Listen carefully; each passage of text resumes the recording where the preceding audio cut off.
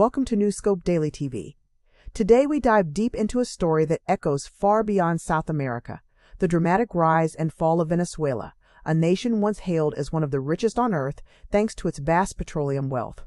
But by the mid-2020s, Venezuela had become a cautionary example of how vast natural resources can both fuel prosperity and accelerate collapse, when political choices, global forces, and economic dependency intertwine.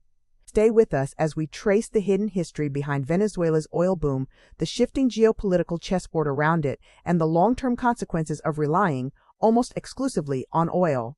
If you find this video helpful, don't forget to like, share, and subscribe to our channel for more in-depth global news insights. Venezuela's blessing and dangerous dependency. Venezuela's transformation began with oil. Before its discovery in the early 20th century, the country was largely agrarian and relatively poor. But once crude flowed, everything changed. Venezuela soon became one of Latin America's wealthiest nations, fueled by surging global oil demand and rising prices.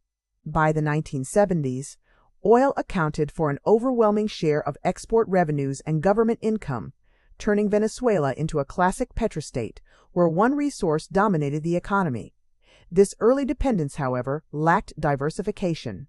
Instead of building economic buffers or reinvesting strategically in other sectors, oil income became the backbone that supported both the state and social spending.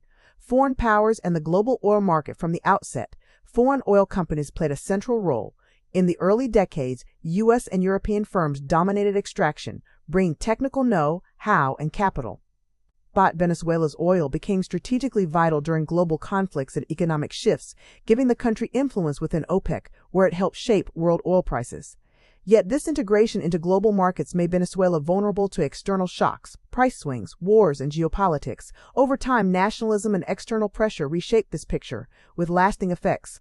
Nationalization, PDVSA, and political choices. In the 1970s, Venezuela nationalized its oil industry, forming Petróleos de Venezuela, CNTRAAS, to control production and export. Initially, PDVSA was powerful, efficient, and one of the world's significant oil companies. But the turn of the century brought sweeping changes. Under President Hugo Chavez, PDVSA became deeply politicized. Experienced engineers were purged, and political loyalists replaced technical experts, weakening institutional capacity. The government aggressively used oil revenue to fund expansive social programs, impressive in the short term, but crippling in the long term due to lack of reinvestment into infrastructure and maintenance.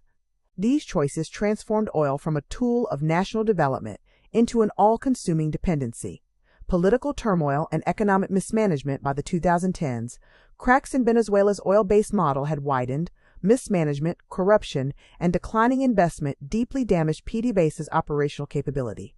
Skilled workers left the industry as political interference grew, lowering technical competence and output. Falling global oil prices in the mid-2010s exposed how fragile the country's finances were, with oil revenues financing as much as 90% of export income. The result was a steep decline in production, from well over 3 million barrels per day at its peak to under 1 million barrels per day by the mid-2020s, despite Venezuela holding the largest proven oil reserves in the world.